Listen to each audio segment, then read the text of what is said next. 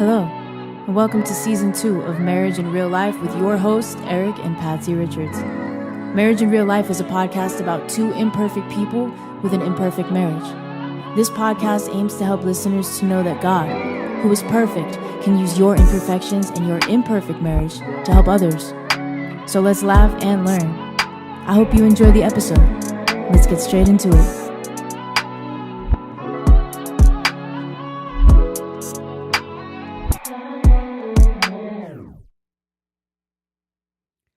Welcome to Marriage in Real Life. Yes, welcome.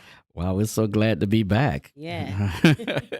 It's been a minute. It's been a minute. Well, we know, life's be happening. Yes, it does. And so life is sometimes lifing, and sometimes we were unable to be here, but thank God we made it through, right? And thank you guys for coming back with us. Yes, give a shout out to all the audience. Thank you so much.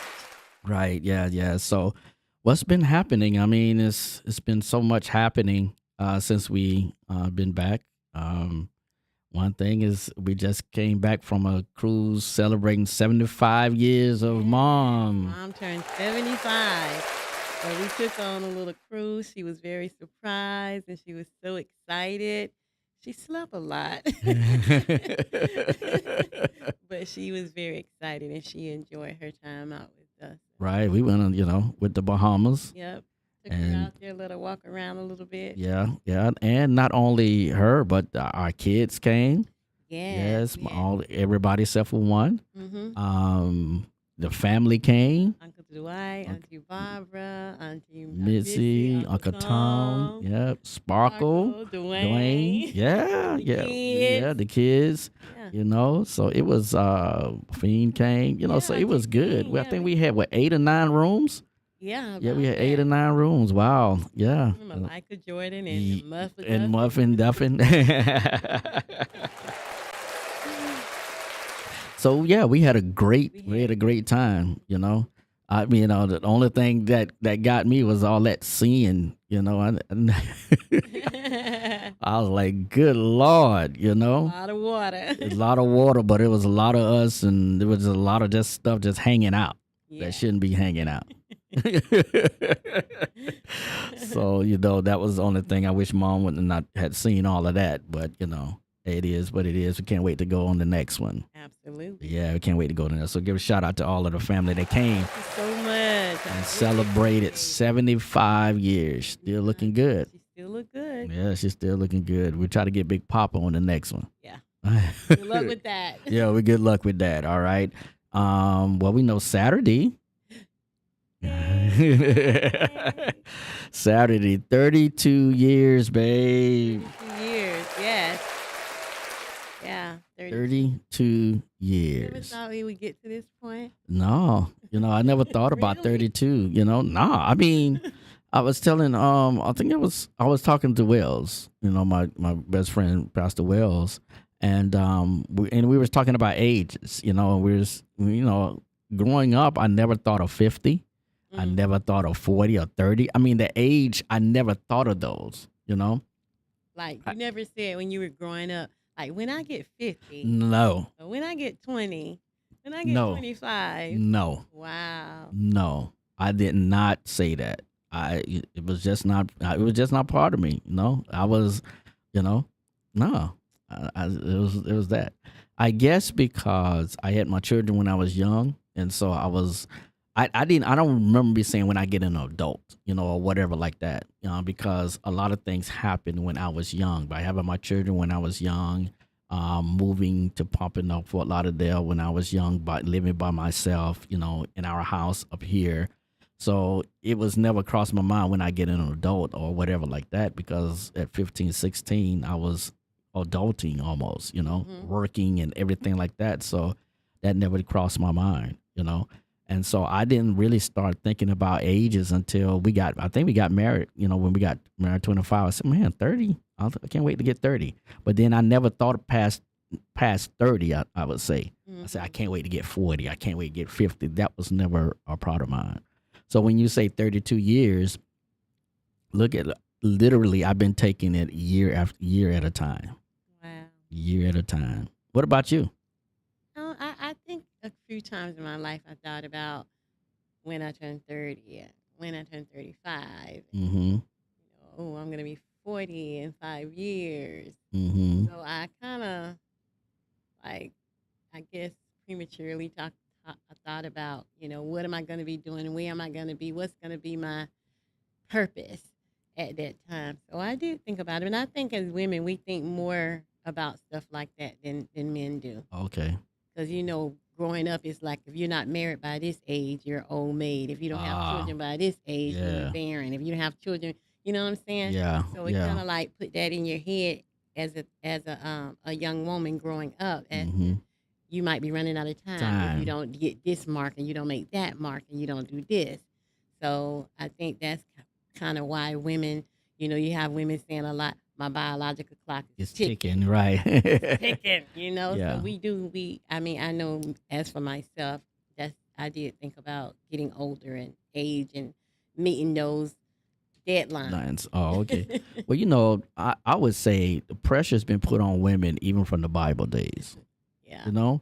That, you got, your firstborn, you want the man want a son, and that's, or a woman who is barren, she is like kicked out. You look at Hannah and I forgot the old girl's name, how she was looked down and she felt down while the other one was having children, and she went and prayed and that's having boys. Yeah. And so I think the pressure's been put on women a long time about this clock ticking, being married, raising a family, doing this and doing that, and I think it's and unwanted. now this day it's even added more because you got to have a career because you need 2 incomes. So yeah, it's a lot. Yeah. It's a lot. It's a lot. It's a lot that society put on women that is unwarranted, and then it's a lot that women put on themselves that that they shouldn't put on themselves because of they saying, hey, this is what other people want.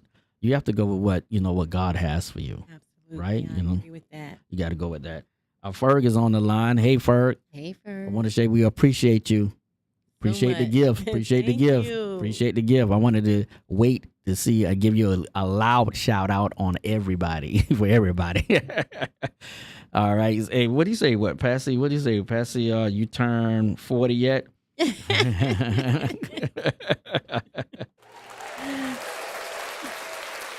Yeah. I don't know. I really don't. I really don't know. I have definitely passed 40. Thank you so much. Yeah, I really don't know. Hey, well, you got Samson say 32 years, happy anniversary. Izzy, Harold and Izzy. Thank you. Hey, you guys. Hey, how y'all doing? Hey, yeah, 32 years. Absolutely. One more thing we got to say. What? Muffin is walking. Yes, give a shout out to Muffin. That happened. Yeah, yes. Muffin is walking. She's leading people around. She's still looking at me like I'm crazy, but hey, Muffin is Muffin. Yeah, she is. Hey, Marie is here. Hey, Marie, how you doing? Hey, Marie, didn't you just celebrate an anniversary? Didn't you just celebrate an anniversary? I know I seen some pictures, wedding, dinner and all this kind of stuff. Marie, hit us up. Oh, I thought it was her birthday. You thought it was her birthday? I thought it was her anniversary, her and her husband's anniversary. Marie, tell her, hey, Izzy say we look good in brown. Thank you. Thank you, Izzy. All right. Hey, Marie, come on, tell us. I thought sure that I just saw something that they both. Maybe it was both, you think? Mm-hmm. All right, we're going to wait on her. Yeah. Okay, Marie, 30. Oh, Marie, you at 32 years too? No, but I remember something, but yeah, I do. Happy anniversary. Yeah. Happy anniversary, happy birthday. Yeah, I think it might have been both. I do know this. She said through the Bible study that she's getting ready to launch a podcast or YouTube channel. Mm-hmm. She's going to be talking about the things of the day. So we want to make sure Marie send us that information. And when we want to give you a shout out, and tell people to watch it. All right. Mm-hmm. So yeah, she say anniversary. Yeah. So yeah, Marie, put that link in the in there so we can talk about it. We'll do unpaid advertisement at least for the first month. We got you.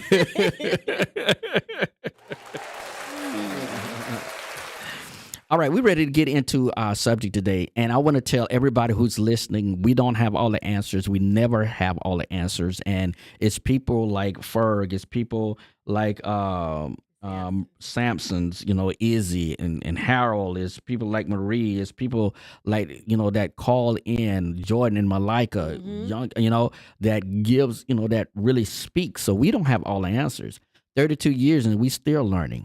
Right. Yeah. And so we got this thing that we're going to talk about, the foundations of a strong marriage tonight.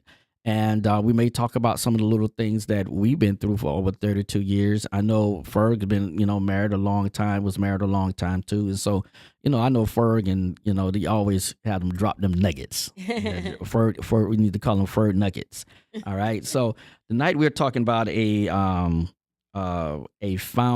foundations of a strong marriage, foundations of a strong marriage. And so one thing that we're going to start with is that in Psalms 127:1, it says, except the Lord build a house, they labor in vain that build it. Except the Lord keep the city, the watchman waketh but in vain. Right. So this verse right here teaches us, a lot of people, put it like building the churches and building it, that. But we think about the house of marriage, except the Lord builds it. That's why I say he who findeth a wife findeth a good thing. Hey, the word is speaking. The word is speaking. And so unless God is the center of it, you're not going to have a strong marriage. Can I get an amen on that? Amen. All right. Do you agree with that? Yes. Well, being a Christian, a woman of God, I definitely feel like if God is not in the center, it's going to be some turmoil. I do know couples that been together for years and years and years, and they don't go to church. They don't serve the Lord. However, they still have a marriage. So I mean, kudos to them. But for me, I want the Lord in the center of mine. Right. I want the Lord. I need the Lord in there. Yeah, I do. I need him, because I want to make sure that I'm doing it right. You know what I'm saying? Yeah. And so it comes to marriage, because they say 50% of all marriage in our nations fail. 50%. 50%. Big number. And that does not exclude Christian marriages in the church. It's no exclusion. And so that's why I say the Lord needs to be in the middle, because if the Lord is in the middle and the Lord has built it, it's put it like this: whatever the Lord builds, ain't gonna be no disbanding. Right.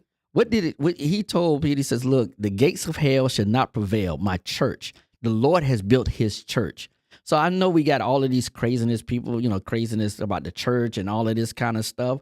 But if the Lord built his church, and the gates of hell, he's not going to come against it. They can try all they want to, but they didn't. So the Lord instituted marriage. And if you put God first and make him the center of your marriage, the enemy will try to come. Yes. Right? He will try to come. He would come in and he would try to disrupt it. He would try to mess it up. But if you put the Lord first, it won't happen.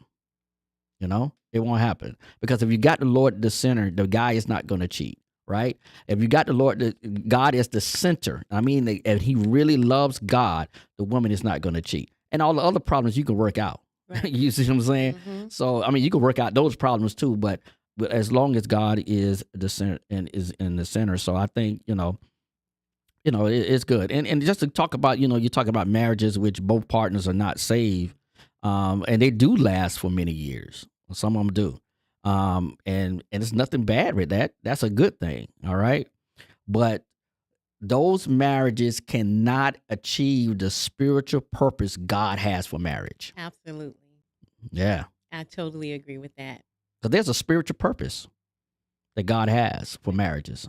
Yeah, right? Definitely. And so they can last a long time, but when it comes down to spirituality, they can't do it. Right?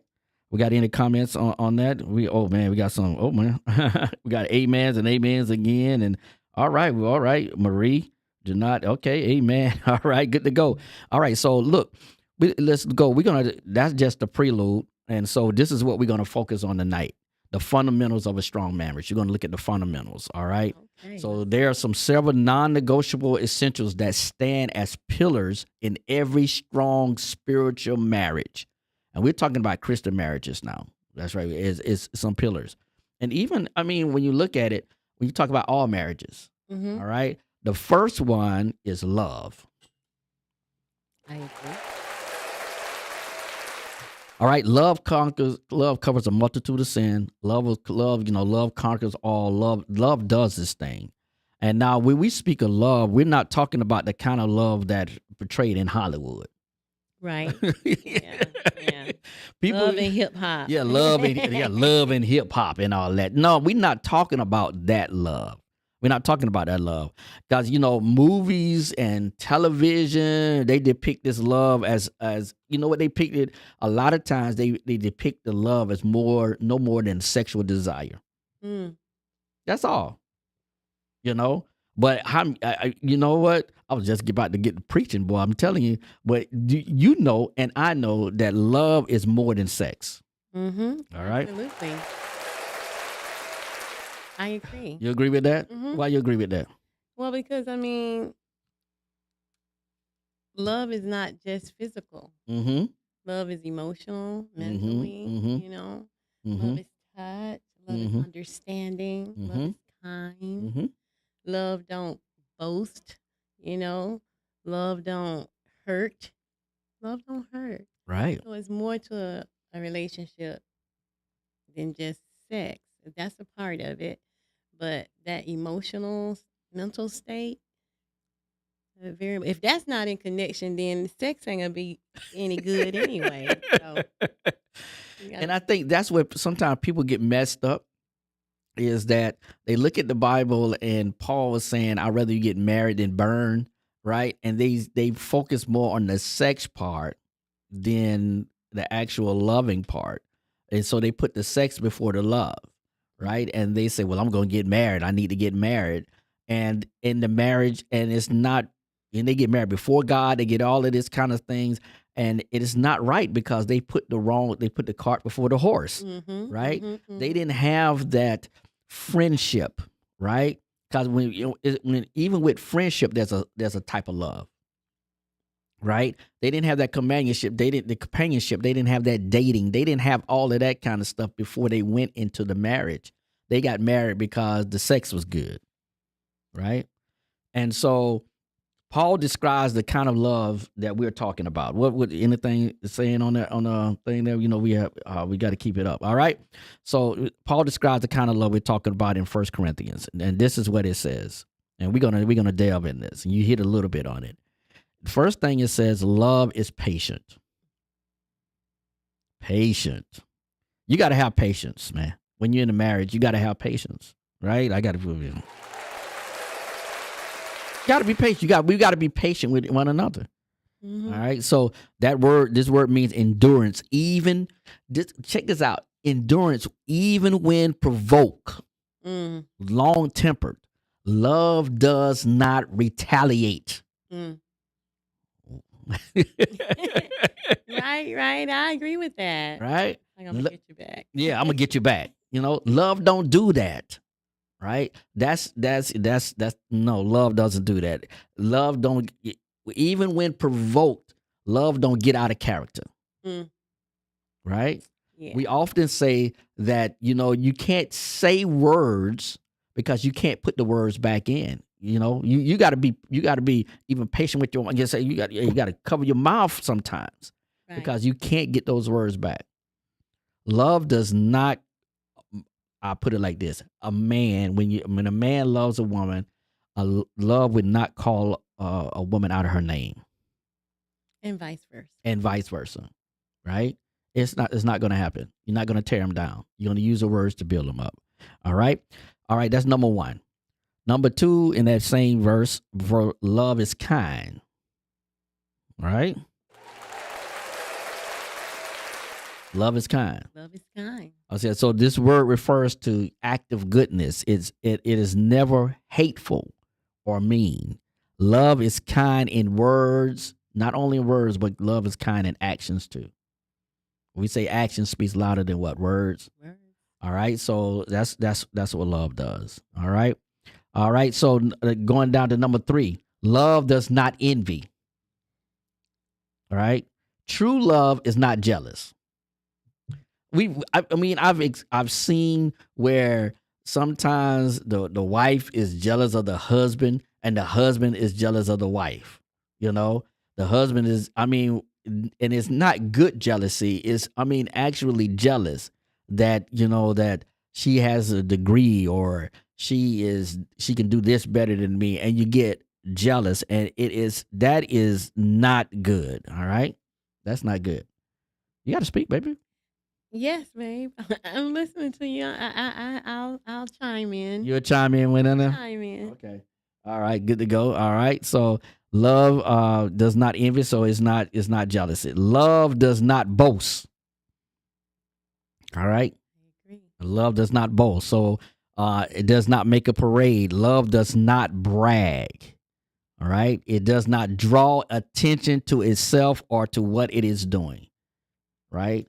And so when you love your spouse, you don't have to draw attention and say, I did all of this for you. You know, go all on Facebook and all that kind of stuff. I did, you ain't got to brag about it. You know, if we're doing something, we're doing it together. Yes. Right? Absolutely. I mean, if we're going to do something together, that's how we grow by, I'll take a turn, you take a turn, we go together, we do it together, and I think it's the dynamic of the balance of the relationship and not being jealous of what you've accomplished or me being or you being jealous of what I've accomplished. Right. So I totally agree with that. I've seen it in especially on Facebook and social media.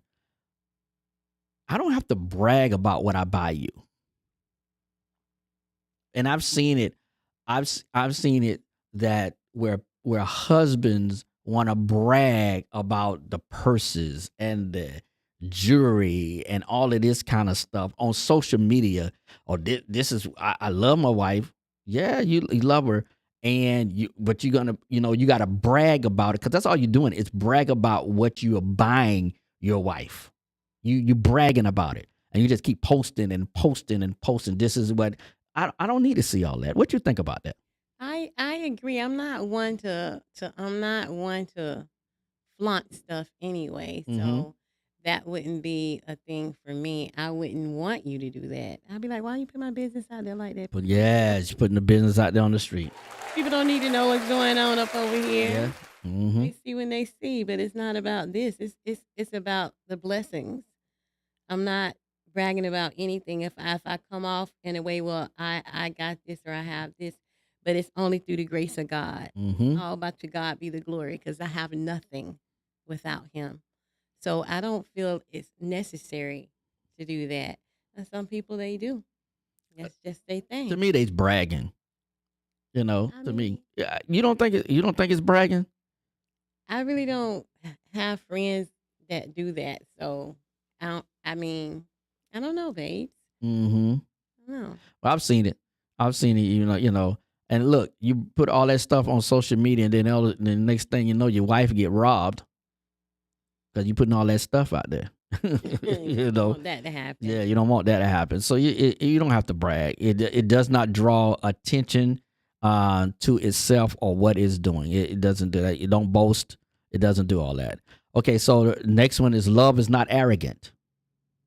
Right? Love is not arrogant. Love is not arrogant or proud. It does not demand to be the number one. So I don't have to be the number one. No number one in the relationship. Right. You see what I'm saying? We are one. We're doing it. So I don't have. That's why I said. I told somebody. I said I learned. This is one thing I learned in the military, from being a leader, and Ferg can he can attest to this. Is that by eating last. I don't have to be the first one. I think as a husband, this is just me. This ain't got nothing to do with nobody else. This is just my thoughts. Is that my family should eat first, because if anybody gonna starve, it's gonna be me. We don't have nothing to get, no, my family's gonna be eating first.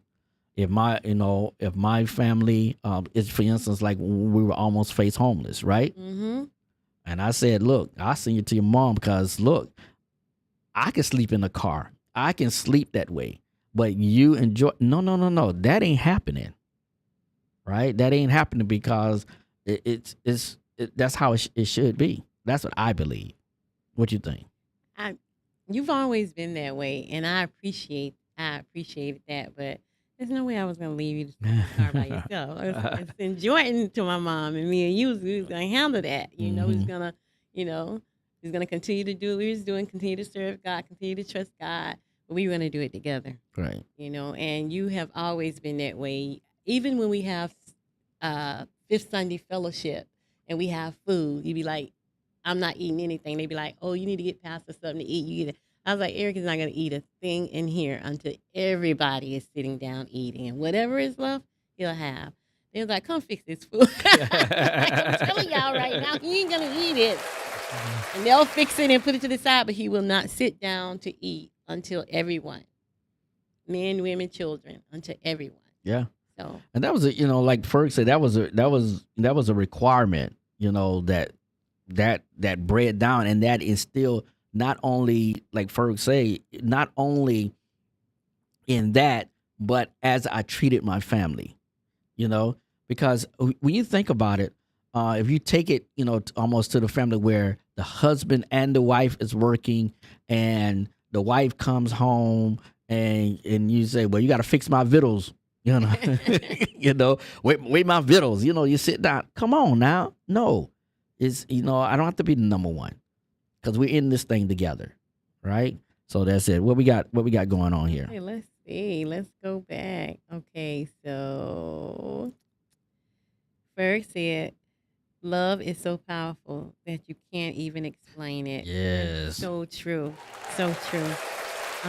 He also said, love is when you give your all, and they may not give back, but you don't cheat. You don't cheat. He also said he hated that requirement because, as we know, he liked to eat.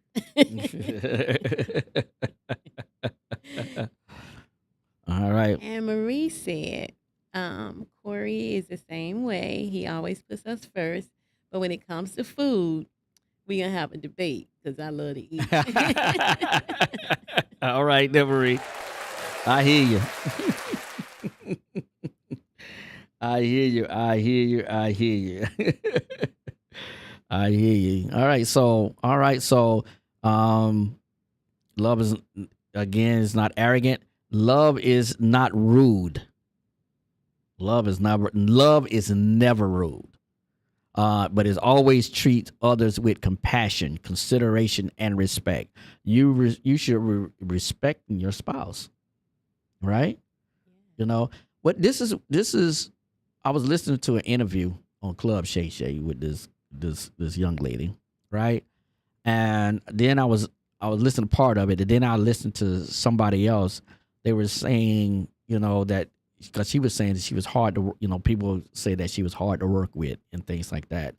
And this other the other podcast that I was listening to was saying that sometimes people misconstrue hard to work with, because she's holding people accountable. She has a standard, right? Mm-hmm. And when you come in, she has a standard for herself. And if you're working for her or working with her, she wants you to make sure that that if she has a standard for herself, she want to make sure that you have that standard. And I began to think about that, and I said, that is good, but that doesn't give you the right to be rude. Right. And a lot of times what happens is that you have a standard, or you have an expectation of your spouse, and you may have that, but that don't give you the right to be rude to your spouse. Absolutely. It doesn't give you the right to be rude. Mm-hmm. You cannot be rude to people and expect you cannot be rude to your spouse and expect your spouse to love you like you're supposed to be loved. This is true. I remember listening to it, watching a video not too long ago where the guy was saying, this guy said, he saw a friend in the grocery store, Mm-hmm. and him and a friend, they both have been married, and he was there, how you doing? How you doing? Like, good. He said, how's the wife? He said, oh man, she's awesome.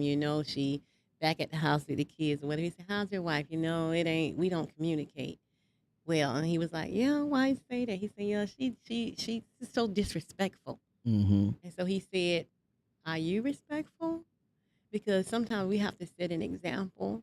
And if you're disrespectful, then chances are she gonna put up her walls and she gonna be disrespectful too. Right. So you gotta be on that same, playing field. If you're talking down to her, she gonna talk down to you. You making you belittle her, she gonna belittle you. So I agree with the fact that even if it kind of goes like this. I have an example. Okay, your faith may not be where my faith is. Right. But I can't judge you because your faith is here and my faith is there. I Mm-hmm. can't point the finger down at you saying you need to get it together and trust the Lord and all that, because it comes with a process and it comes with a process and a level of maturity getting to that next level. Right. So I Right. can't come down on you because you're not there where I am, and. Right. Right. So I totally agree. My job would be, well, you know what? We gonna work together so we can get us both at that same level where that mustard seed is like an orange, you know? Right. Right. So we're Right. gonna work together on that. So yeah, coming down on your spouse, belittle them, making them feel insignificant to you because maybe you have your doctorate degree and maybe they just have a high school diploma, you know. You don't want to come down on that person. You want to build them up. Say, hey, they got these free classes over here at the university. You want to, kind of say, you think about, why don't we take this together? Yeah. Yeah. Do something together to build them up because that's what we're supposed to do. We're supposed to build each other up. Right. That's where that foundation came in, because if we don't have a strong foundation, then we really can't build each other up. That's right. We built, in the Bible, they say this one wise man built his house on sand and another one built his house on this. Come on, you got to have a strong foundation. Yeah. Well, I try to build you up, baby. I try to, I do a good job. I mean, I'm asking. You do a great job. Okay. You do the same for me. I try. You do the same for me. I give you a shout out. Okay. All right, so let's go. Let's continue. Our love does not insist on its own way. Mm. So true love is never selfish and self-centered, but is actively interested in what will profit others. It never looks at itself first, but it always considers another ahead of itself. That's what love does. Yeah. It's never selfish, never self-centered. Hey, how do my wife feel about it? How does it, and sometimes that can get you in trouble too. You don't think? Oh no, not with me. I'm always thinking about. Well, I think it does. I Eric, mean, think about this. If I do this, ooh. well, Let me I get guess, out of this I mode. guess, because part of it is that, okay, I don't want my wife to worry. I don't want my wife to do this, and I don't want my dad. So I go negative in my account because I don't want my wife to do that. And you remember that, and then that's when you got on me and said, "Look, and you be paying these people all this money, because I didn't want you to worry. I didn't want you to, I figured out some kind of way of finances, or whatever like that. But again, that was not right, because again, that's taken away from both of us and not just you. You know what I mean? Mhm. But true love is never selfish and self-centered, but it is actively interested in what will profit others. So you have to look at what will profit us as an individual, no, as a couple, Mhm. So I don't need to have it my way or the highway. Right. Your way or the highway.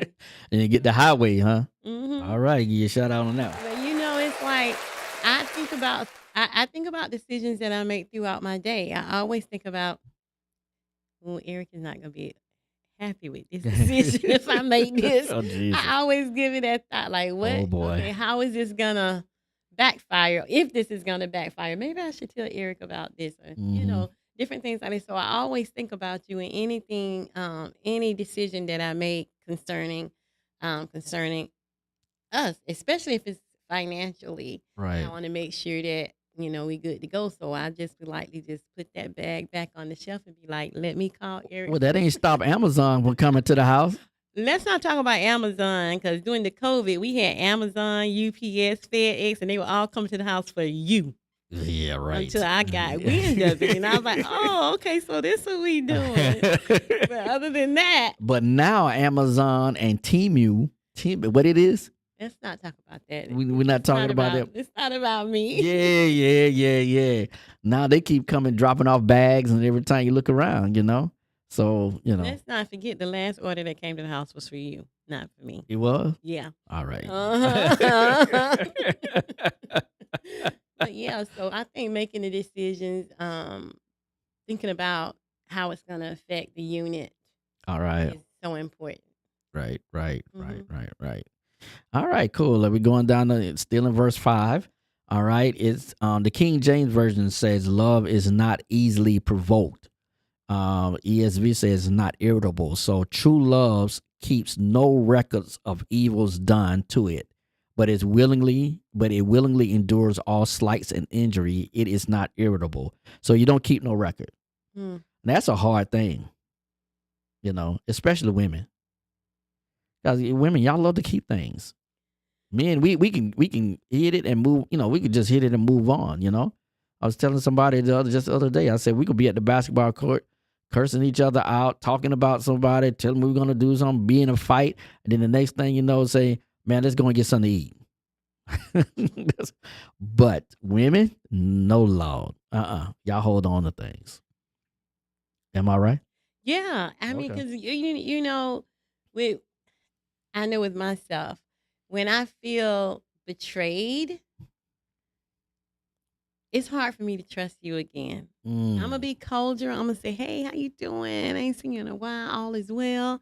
But calling you and talking on the phone with you and all that stuff that we used to do, those things are over. Because I don't trust you. Because I think with women, we give so much of ourselves. So when someone step on that toe, and the funny thing about it is usually it's a person that's narcissistic. How do you say that? Narcissistic. Yeah, and they'll try to flip the script. They wrong you. But then they become the victim and make you feel like you did something to them when you know that's not how that went. So, and at this age that I am now, I think some mosquito biting me.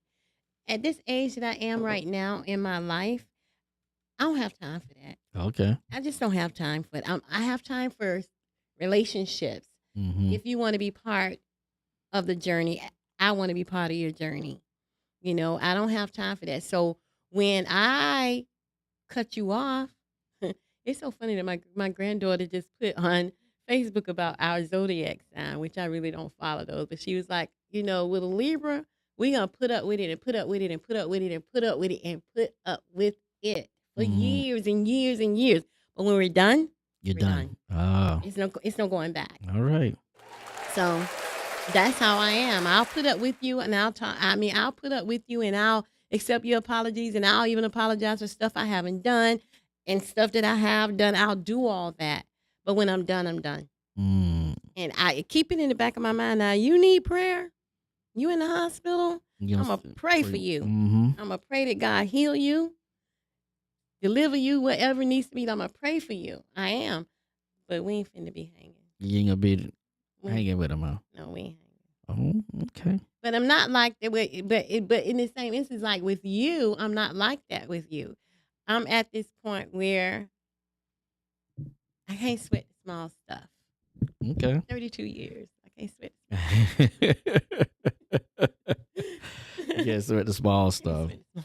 Like I say, yeah, we remember for sure.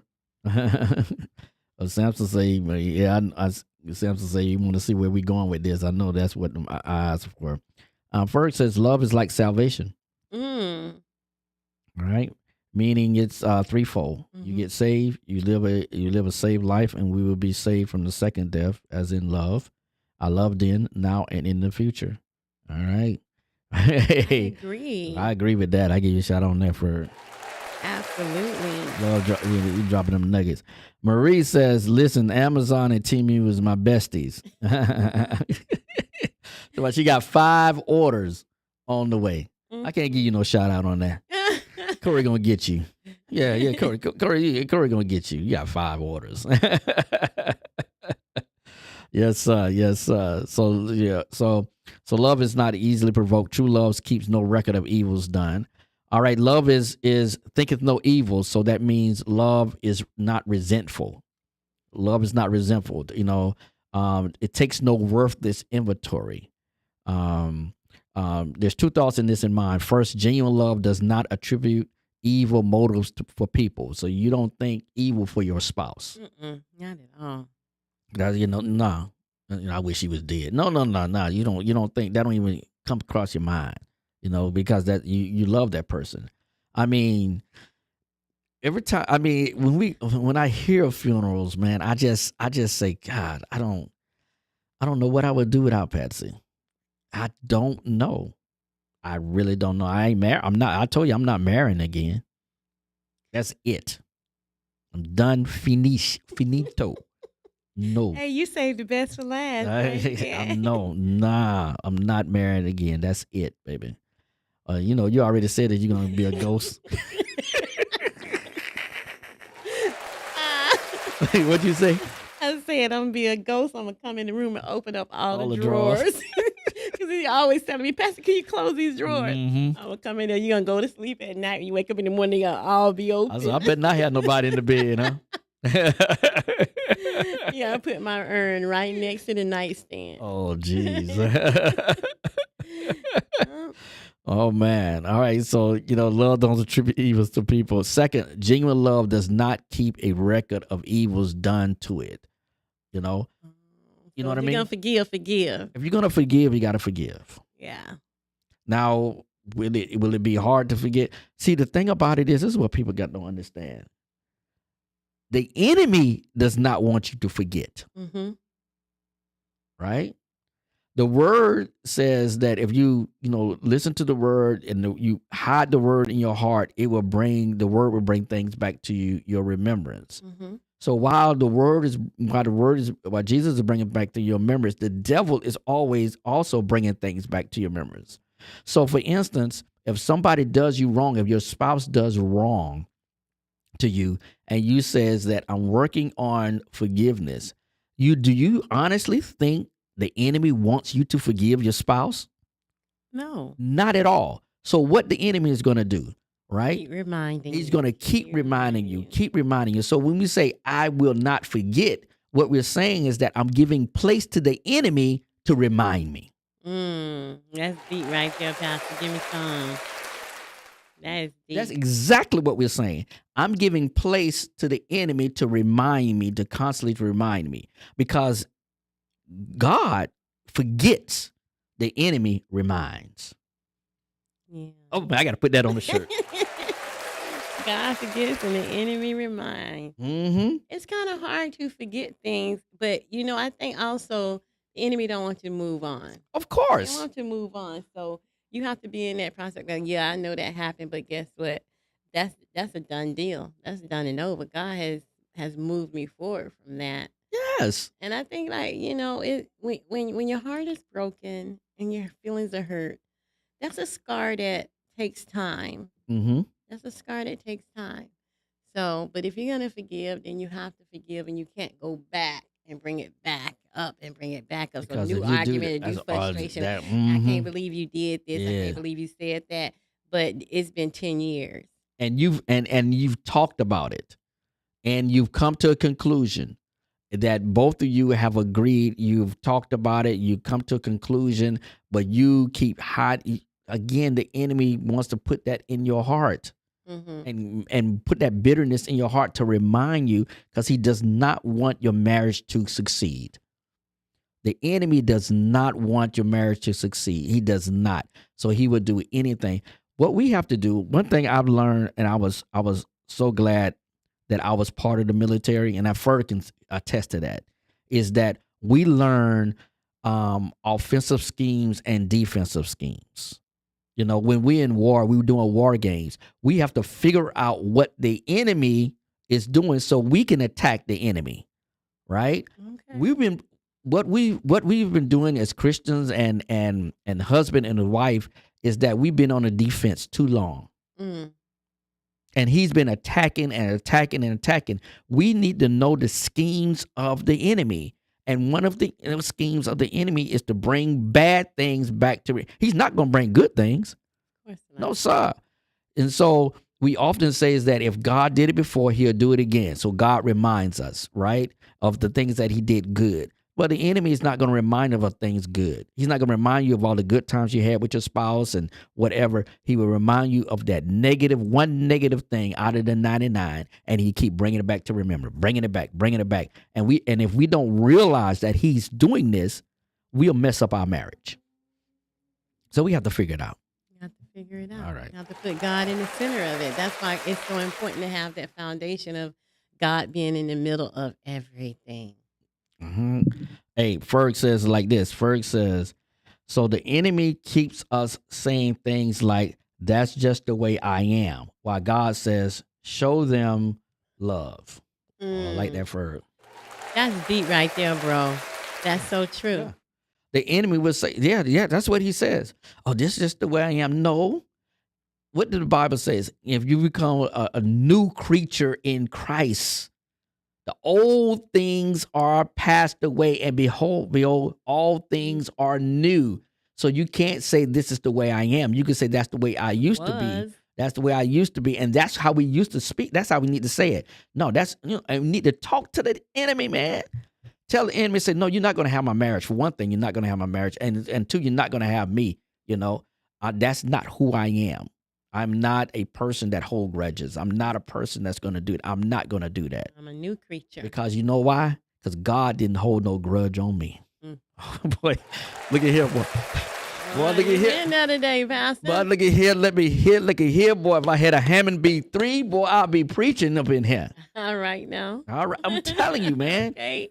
Because I am so tired of us giving way to the enemy and let the enemy just run rapid in our lives, especially in marriages. Especially in marriage. We just let him just do what he want to do, and we don't recognize. We don't sit down and say, no, that's the enemy. No, you talking to me that way? No, that's not who you really are. Because if that's who you really are, I would have never married you in the first place, right? You just, at this time, the enemy is using you. So we're going to sit down and we're going to discuss this. We have to recognize the schemes of the enemy and put it is for what it is. That's right. Because we don't fight with flesh and blood. We fight against principalities, right? Right. So that's just the way we do it. All right. Now that's it. No, I'm done preaching, Samson. I'm done preaching. I'm done preaching. All right. So verse 6. Love does not rejoice at wrongdoing. So love does not rejoice in sin. Whatever it is. So again, if you love that person, you're not going to go out and cheat. Nope. Because that's sin. That's committing adultery. Yes, you're not going to do that. So when people say, well, I love her, I just no, you don't really truly love her. Because if you truly love her, you would care about her feelings. What is she going to do when she finds out? What is she going to do? What are the kids going to do when they find out? Right? What is going to happen? How is she going to be broken? And if you really love and care for your wife as the Bible says we're supposed to do, then you would say, you know what? No, I can't do that to my wife. I can't do that to my children. I just can't do that. You tell this other girl, says, look, you may be all right, but my wife means more to me than 5 minutes or 10 minutes of pleasure. No, sir. There you go. As I always say, what you have, and why waste time on a possibility? Yep. Oh, yeah. It may turn out to be like, I was better off where I was, and I knew that person cared for me where I was, but now I just threw the whole family to the wind to step out and do this. So, what did they say? They say sometimes you think the grass is green on the other side, but if you water the grass yours on your will be side, green too. yours will be green, just that side. Look what they're saying on here. All right, we got some things here, baby. All right. You know, yeah, Samson, I'm done. Ferg says 2 things, y'all. Please don't expect your spouse to get everything right. I love that. Mm-hmm. Each of us are learning and we make mistakes. Absolutely. That's good. That's good. Yeah, we do. Yes, we do. It's a process. It's a you learn and you grow together. I remember telling my girls when they were teenagers, and I would get on them about certain things, and I would always go back to them and say, this is your first time being a teenager. This is my first time being a parent of a teenager. I don't know what I'm doing. You don't know what you're doing. We got to grow and do this thing together and learn. Right. We got to, don't forget that I can be your friend, but at the end of the day, I am your mom. Mm-hmm. And I think it's the same way with marriages. When we got married, you was 24, I was 25. We had a no. Yeah. I'm older than you. I'm 9 months older than you. I was 24, you was 25. Right. You just said I was 24. Okay, well, you know what I mean. I'm glad you caught that. Yeah, old age. Yeah, give me a clap for that. But don't you know in 2 years I'm gonna be 60? Me too. Yeah, in 2 years we're both gonna be 60. No, we're not. In 3 years. Well, I'm always looking for. I'm already looking at January. You jumped the gun. I jumped the gun. And Yeah. my birthday ain't even. You just skip my birthday and go right to your next. I would birthday. say this, babe. I'm gonna be front up. I'm gonna tell you. Look, you do not, and anybody on here can tell you, you do not look 56. I'm telling you, you do not live 56. And that's just the grace of God. For those who are watching, tell me, put it in the chat. What do my wife look like? What age does she look like? Yeah, I'm telling you. I had a Go point ahead. there. You messed me up. All right. Okay, I was 24. You was 25, and we had. Wait a minute. How many kids we had at the time between the two of us? We had 5 kids between the two of us. We weren't even 30. I have a clue. And I know you didn't have a clue, but we had to grow together. Yes, sir. And one decision that we made that I truly appreciated was we got to take these kids to church. that October, man. We got to find a church, because, and then the kids were like, okay, we're going to church, so we helped lay a foundation with them as we built the foundation for ourselves. Mm-hmm. So I think it's just a process of coming together, growing together, and staying focused on the purpose of you being together. Mm-hmm. And that's the purpose of, the will of God. Yeah. So yeah. That's, All right. what I want to say. All right. Marie said, listen, some people forgive and never forget. That's why they're so miserable and wonder why they in the same position every time. Yes, you have to do both. Can't be halfway in the pearly gates and halfway out. So it ain't no halfway to the pearly gates. You either in or you out, Marie. You either in or you out. Ferg says, number 2, please don't just want to get married out of tradition or for likes. Want to be a spouse. There are responsibilities for both of us. Yes, that's right. I agree with that. Ferg, no, I'm not older than you. No, not at all. All right. Samson says, that's why it's important to have God in it, because our reverent attitude toward God will help cause us to detour. Yes, I like that, Samson. I like that. That is so. Now you preaching, Samson. Now you preaching. All right. Ferg said you look like his big sister. I am his big sister. No, you're his younger sister, because he the oldest of the bunch. Oh man. All right. Jordan said you look like a what do you 30. look like a spry young 30 old ma. 30 30-year-old mom. Thanks, babe. Oh man, what I need to say again for the husbands in the back, Marie? What I need to say? Just tell me what I need to say again, or what does Patsy need to say again for the husbands in the back? All right, we got about 5 minutes. We got to do this. All right. Okay. This has been good. All right. Verse 6 says, it has love rejoices with the truth. Right? It rejoices with the truth. It rejoices when truth is proclaimed and when truth wins the victory. Love is glad for the truth, even when the truth hurts. Love is glad when truth wins the day. All right? Sometimes you have to sit down with your spouse and the truth hurts. But you got it. That's what love does. Love tells the truth. Love tells the truth. And sometimes the truth hurts, but it's better to hear it from your spouse than to hear it from somebody else. Right? Because, I mean, as long as your spouse is not tearing you down by telling you the truth, because you said it before, it's the way you say things, right? And as long as they're not rude in telling you that, oh, your breath stink. Be like, hey, need a minute. Hey. Like, yeah. It's a way to say things, and you in a relationship, you got to be open for that. I can't think of the word, but that critical, what do you call it? I can't think of it right now. But you got to be willing to accept some criticism in the name of love.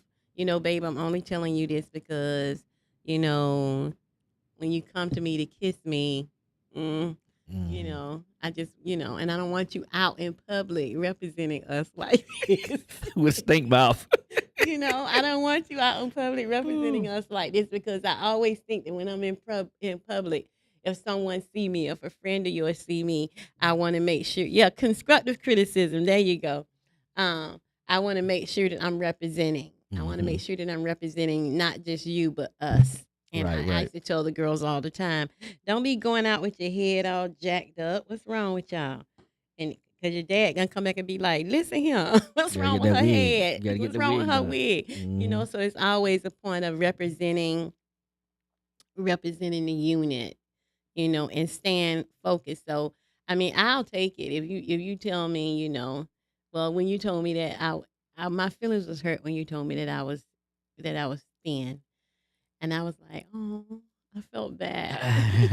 I really did. No, I didn't want to make you feel bad, baby. I felt bad. I mean, because if you would have said, okay, babe, I think you lost enough weight. Let's slow down right here. Okay, it's the way I said it. It's how you said it. And I was like, I felt really bad to the point where, like, I didn't want to get undressed around you. Oh, man. I'm so sorry, baby. I apologize. That's not what. I mean, like you said, I should have said it a different way. And that's, no, don't never think that. You can get undressed around me all the time. No, thank you. But just don't get undressed right now because we on the camera. You need Jesus. Hey, I just got through preaching. Oh, yeah. So I think it's not what you say, it's how you say it. Yeah. And in both ways around, because I don't want to hurt your feelings and I don't want you to feel like I'm coming down on you when we go back to what I think number 4. I don't want you to feel like I'm coming down on you because, I don't want you to feel like you're not meeting my standard. Right. What I see, all of this just kind of goes back into, me being here or you being here, I'm being there, or vice versa. It's a way to do things, and it's a way that you could address things in love. Okay. All right. So we went through all of these things talking about what love is, man. And that's we didn't even finish the fundamentals because we still got 2 more things. Oh, wow. What are fundamentals of marriage? Got 2 more things. We're going to continue to talk about them. But this kind of love that we talk about tonight is to be mutual. Like we said, it's mutual. The husband, we know from the scripture that the husband is commanded to love his wife with every fiber of his being. We know that. Ephesians 5:25 says, husbands, love your wives as Christ loved the church and gave himself for her. Verse 28 says, in the same way, husbands should love their wives as their own bodies. He who loves his wife loves himself. right? We know that, and that's what should. It is so much demanded of the husband to love. We want to be on top, but a lot of times we want, like you said, we want the respect, but we don't get the respect. But if we love our wives as Christ loved the church, man, it's going to be a good marriage. It really makes it easier for her to honor. Yep. Yeah, we're going to get into that. I mean, in Titus 2:4, when it talks about, like being mutual, it says, and so train the young women to love their husbands and children, you know. So a home filled with love is a home filled with the essence of heaven. I like that. A home filled with love is filled with the essence of heaven. Yeah. Wow. What a way to end it. All right. We got any, I don't know if anybody want to call in or anything like that. But can I just say something this morning on my way to work? Mm-hmm. It's let me read what Marie said first. She says, "How can you say the truth to your spouse without being disrespectful? I'm from New York and I'm very blunt and don't have time to go around the bush." How can you do it? You think about how you want him to be respectful to you. You give out what you want to give back. If you be disrespectful, you don't want disrespect back. Mm-hmm. So you have to think before you speak and say, you know what?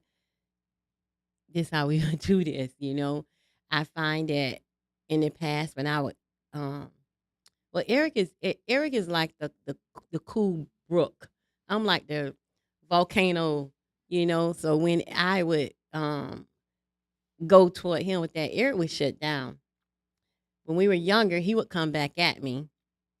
But I found that I got more of whatever it is I was trying to get from him when I took a step back myself. Because I used to be really disrespectful to Eric. I used to fly off the hip, and I was my grandmother's granddaughter. I would say whatever, didn't think about it, just throw it out there. And, I didn't care that, I just said whatever I wanted to say. But I found out as I got older and more mature, that it was ways that I could get what I needed. If it was new shoes for the kids or new furniture or, just more time with him, I found that I had to step back and think about, now, if he was doing this to me, I'd have packed up and left. But I've been doing this to him, and I've been doing this to him, and he's just still standing his ground. He's still here. He haven't left this crazy girl. So I had to find that balance. And it took me a minute to learn to not be disrespectful toward him. He's never been disrespectful toward me. I was doing all of the giving, giving, giving. He's never called me out my name. He's never raised his voice at me. And I mean, earlier in our marriage, we used to yell at each other, but that was before the kids came. Live with us, because once the kids came, we're like, wait a minute, kids can't see us doing this. And Mm-hmm. also, you got to think about it when you have children. If they see you disrespect, what do you think they're gonna do? They're Right. gonna disrespect. So you just have to be mindful of that. Um, and I think you can be blunt without being disrespectful. Mm-hmm. You can be blunt without being disrespectful. So, just take in consideration, think about your words before they proceed out of your mouth. As we talked about so many times, words are like toothpaste. Once you squeeze it out of the tube, you can't put it back. So you want to be careful how you address certain things. I hope that, gave you a little bit of encouragement. And that's basically from my experience, and maybe some of the other ladies that's online that may have, some encouraging words as well. But I think once you step back and really think about it, then, you have little children, so it can get very hectic and very frustrating. And trust me, I had them, so I can relate to how I ain't got time for this because I got to pack this lunch and I got to put this person pants on and I got to go find your shoes. They were by the door. I can understand that part, and it'll cause for things to come off. Can you just move and help me or something like that? So I get it. I get it. But it took me a minute to step back and address the situation. So now back to that drive to work this morning. It's two songs that I hear on the radio that remind me of Donna Ferguson. One is "It's Over Now" both of these songs are by Kirk Franklin. It's Over Now. And the other song is Love, a word that comes and goes. Mm-hmm. But few people truly knows what it means to really love somebody. Mm-hmm. And those songs actually came back to back this morning. So I was a bit of a mess by the time I got to Right, work. right. But the one that really, really stood out to me because people take that word so freely and Mm-hmm. they throw it around so easily.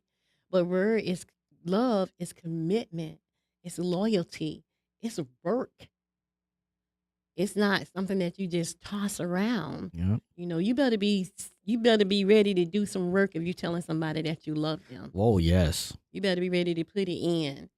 And you can't be like, you can't, when it get tough, you can't walk away from it. You can't say, okay, that's enough of this. I'm Mm-hmm. moving on. No, Mm-hmm. because if you can move on that quickly, you were never really in love in the first place. Yeah, infatuated. So, yeah, I just want to say that. All right. I like that, baby. Yeah. Yep. I would add on to Marie just, to go into prayer time, Absolutely. and say, Lord, Help me with tell you my this. tongue, tell you my tongue, and, so I won't hurt my husband's feelings, I want to build him up. And, Mhm. like you said, there's a way that you can do that. And, like Ferg says, hey, we serve a God that will tame our tongue, that will teach us how to do things, and just ask God for help. And in James it says, anybody that lacks wisdom, let him ask, Mhm. and that's a wisdom thing. That's a wisdom on how to talk to your husband, how to even talk to your kids or people. That's a wisdom thing. So seek wisdom on that. Okay, I have to read what Ferg wrote. He put, and you don't have to stay blunt, and that's absolutely true. And he says, not where you're from, it's who you serve. And just the words that you just came back and said just kind of hit the head on the nail because it's so true. It's hard, but God can take us through anything. Man, only If God I can. can change my crazy self, my mean self, my no nonsense self, my not putting up with nobody, if he could change me, he can change anybody. My mouth was foul. My mouth was foul. I would curse. I would throw stuff. I would do the middle finger. And my kids saw this. But my kids also saw me change. They also saw God change me, you know. So, yeah. We got one more. Oh, someone right. put Sparkle. Sparkle says, Hey, "Can you?" Sparkle. Hey, Sparkle. Say, "Can you grow out of love?" I think you can. You think you can grow out of love? I think so. All right, talk to me. I got an example. All right, you got about 5 minutes. Okay, it's gonna be short.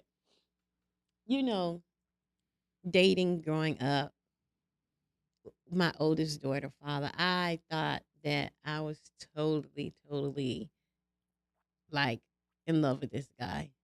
I just I just knew he was gonna be my husband one day. I just knew all of this. But as time went, I think I grew out of love.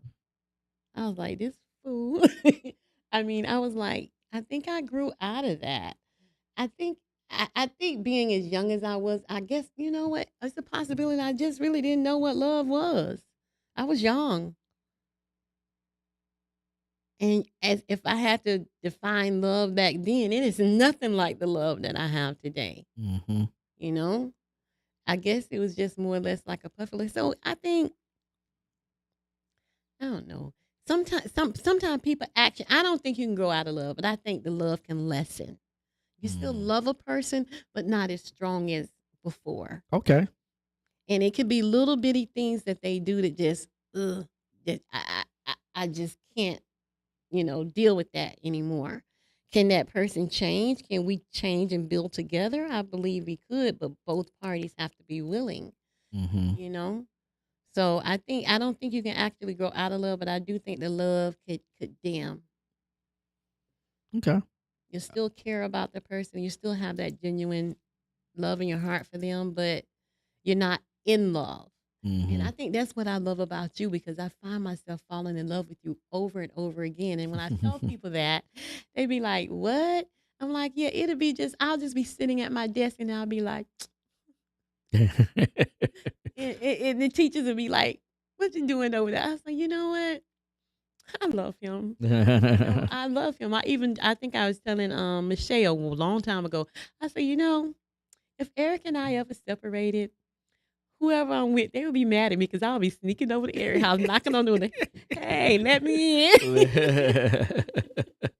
So I think there have been times when our love has been lessened. Yeah. And I think there are times when it's built back up, Mm-hmm. and there's been time when it's been right there in the middle, like we don't know what we're doing together and why we still together. But because we serve a God. And because he loved us, we love each other. Because it was just, I would say like this, to me, I think love is like an amber. When you have a fire, Mm-hmm. you have an amber, and that's all you need is the amber. Mm-hmm. Right? Yeah, just something in there.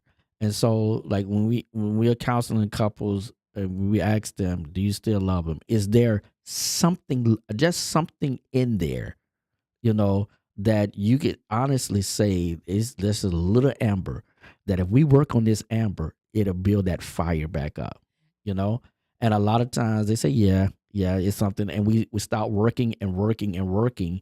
And everybody start doing their part and relying on God for one thing, and He just rekindles the fire, rekindles the love that's there. But like you say, it just dimmed. Yeah, it dims, and it's like It dims. remember what I said at the retreat. Before I read what I said say what I said at the retreat, I got to read what Malika wrote. It's my daughter in love, love you, girl. She says, I think there's different types of love, and you can move through different types over time. And I think that is so true because, like we just said, you can be here one day and here the next day. But the bottom line is to keep the spark going. And the retreat we talked about what was it. I would never forget that. And the Lord dropped it in my spirit. And I'm always telling other people when they come to me and say, a lot of the ladies at work, they always say, I don't know what I'm gonna do because this man is, and I always say, well, you know what? I know he might be doing this, that, and the other. Is he hitting you? Is he beating on you? Is he abusing you? If he's not abusing you, then what was it that made you fall for him? What was it that made you say, you know what? He the one, or she the one. And I kind of try to remind them to find that thing when I wasn't even thinking about even being in a relationship. And then you pop up out of the blue, what was it that made me say, okay, I'll go out with him? What was it? So yeah, but babe, our time. Yeah, hey, well, I know some podcasts run 3 hours, so Okay. so Samson says his love is action. Action helps when that lagging field come to play.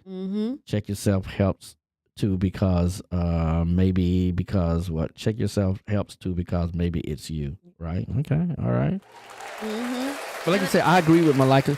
Because I mean, if you look up, you can find there's all these different types of love, sexual love and stuff like that. So you got to make sure that the love that you and your spouse have is the love that we just spoke of. Because if it's not the love that we just spoke of, you will fall out of love. Yeah. That's it. If you will fall out of love, if it's any other type of love, you will fall out of love. If it's love for yourself, if it's love, if love long stand, whatever type of love it is, if it's not the love that when Paul was writing to Corinthians. Now, again, we use that for marriage, but Paul was talking about something different if we look in the context of it. But the definition of that love is something that two people need to have. What we just talked about tonight. And if you go into it with those things, that you're not jealous, you don't envy, you don't do all these type of things. Pointing fingers, you don't point a finger, you're not disrespectful, you're not rude, you're not doing that, you're loyal, you'll be fine. You'll be fine. You'll have your ups and you'll have your downs, but that amber still will be there. That's what I believe. The light at the end of the tunnel. Yeah. Yeah. That flicker of flame. I think that when God is in it, you can't go wrong. That's why we started out. In order to have a strong foundation of marriage, you have to build it on God. Right? If you want the spiritual essence of a marriage, you have to build it on God. What you looking at? Oh, let me tell you what baby boy just said, Mommy's little man. He said, I think love goes away when you stop putting in the effort to be in love. Oh, wisdom right there. That is so true. You have to work at it. Nothing worth having comes easy. Everything in life, you got to work for it. If you want it to be sustainable, you have to put in the work. And the faith without works is dead. That's what the word says. So, yeah, you have to put in the work. You have to put forth an effort, you know. I mean, like, you have to get in there. You just have to get in there. I mean, I can't think of any other words to say, but, you know, I think where we fall short is we start pointing fingers and start saying, you did this and you said that. Yeah. And you make me sick and I don't like you and get out. You need to be gone. Yeah, we don't need to say that. We don't really need to say that. I won't say that. You can stay as long as you like. Thank God I can stay as long as I like. All right, well, we're getting ready to get out of here. We want to thank each and every person that contributed to the conversation tonight. Remember that you can go back and listen to this and comment. Make sure you please stop what you're doing now and make sure you like this video. Make sure you like this live stream. This is a way that we can get it out to the multitude of people. If you like it, just like it, and make sure you go back and comment. Come back and comment. Thank you, Malika. I think she went back and commented one time. Right? Yep. And so you just go back and comment and make sure that when you listen on Apple Podcasts and Spotify and all that stuff, give us a 5-star rating. That will help us, get the word out more about what we're doing here. I think this is good to have this conversation because marriage is in real life. Real things happen. And again, like we said before, we don't know it all. Even though 32 years and we have people been married 40 years and, but we don't know it all. And it's nice to have the conversation with other people to be involved in this marriage in real life. Right. I didn't hear too much from Izzy tonight, though. We usually hear from Izzy. So Harold was on there, though. Yeah, Harold was on there. And so we thank God for that. Well, it is time to get out of here. I want to tell you, again, like I told you yesterday at church, baby, I love you. 32 years. We had our ups and downs, but I love you. I love you. I love you. And somebody told me, don't say love you to death, say love you to life. So one thing I would tell you, like Bishop said, you will never outlove me. Oh, really? No, you won't. Okay. We'll see about that. But I love you too. Thank you for 32 wonderful years. It's definitely been a journey, and I look forward to many, many more. All right. Well, good night, everybody. We want to say good night, and we want to say we can't wait to see you again. 2 weeks. If you're hearing this message, you've listened to the entire episode. And for that, we want to thank you from the bottom of our hearts. We hope you enjoyed this new episode. And if you did, please rate and review our show on your favorite podcast channel. Please share this episode with others who may be interested in this topic. And also, feel free to let us know what topics you'd like to see covered in future episodes. Get in touch in the comments or on any social media networks at Marriage in Real Life Podcast. We'll see you in 2 weeks for our next episode.